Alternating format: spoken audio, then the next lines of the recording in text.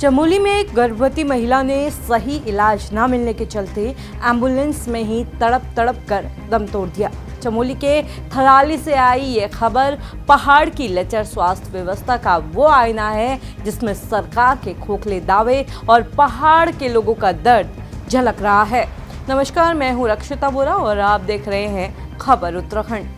अखबार में छपी ये खबर समूचे राज्य के स्वास्थ्य व्यवस्था की आईसीयू में चले जाने की गवाही देती है। ये पूरा मामला चमोली जिले के थराली इलाके का है, जहां एक गर्भवती महिला को उसके परिजन प्रसव पीड़ा के बाद सामुदायिक स्वास्थ्य केंद्र लेकर गए।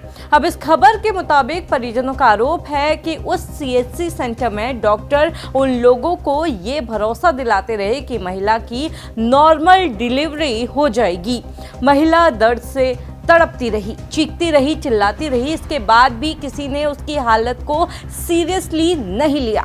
धीरे धीरे महिला की हालत जो है वो बिगड़ने लगी, जिसके बाद आनंद फानन में उसे कर्णप्रयाग रेफर कर दिया गया। पर अस्पताल पहुंचने से पहले ही एम्बुलेंस में महिला ने तड़प तड़प कर दम तोड़ दिया।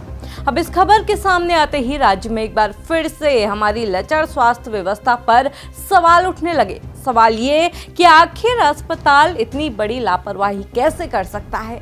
क्या पहाड़ के लोगों की जान की कोई कीमत नहीं रही? अगर महिला की हालत गंभीर थी तो उसे समय रहते रेफर क्यों नहीं किया गया? वैसे पहाड़ों में लचर स्वास्थ्य व्यवस्था के चलते हुई मौत का ये कोई पहला मामला नहीं है। पहाड़ों से ऐसी खबरें बार बार आती रही हैं, जहां कभी कोई गर्भवती महिला अच्छे इलाज के अभाव में दम तोड़ देती है, कभी कोई बुजुर्ग और कभी मासूम बच्चे। यहाँ के सरकारी अस्पतालों और सीएचसी सेंटरों के बारे में तो बात ना ही की जाए ज़्यादा अच्छा है, क्योंकि यहाँ कहीं अस्पतालों में डॉक्टर टॉर्च की रोशनी में इलाज करते दिखते हैं, कहीं सीएचसी केंद्रों पर ताला लटका मिलता है, कहीं दूर दराज के इलाकों में बुनियादी दवाएं या सुविधाएं तक नहीं मिलती। अभी हाल ही में स्वास्थ्य विभाग की जिम्मेदारी मंत्री धन सिंह रावत से लेकर मंत्री सुबोध उनियाल को सौंपी गई थी।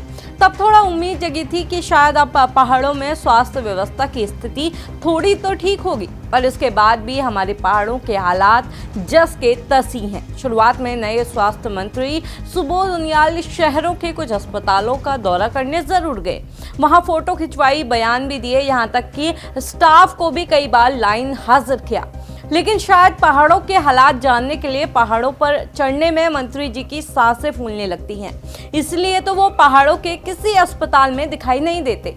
रोज अखबारों में, न्यूज चैनलों में आ रही लचर स्वास्थ्य व्यवस्था की ऐसी खबरों ने कई सवाल खड़े कर दिए हैं। सवाल ये है कि क्या पहाड़ों में रहने वाले लोगों की जान की कोई भी कीमत नहीं है? क्या उनकी जान इतनी सस्ती है?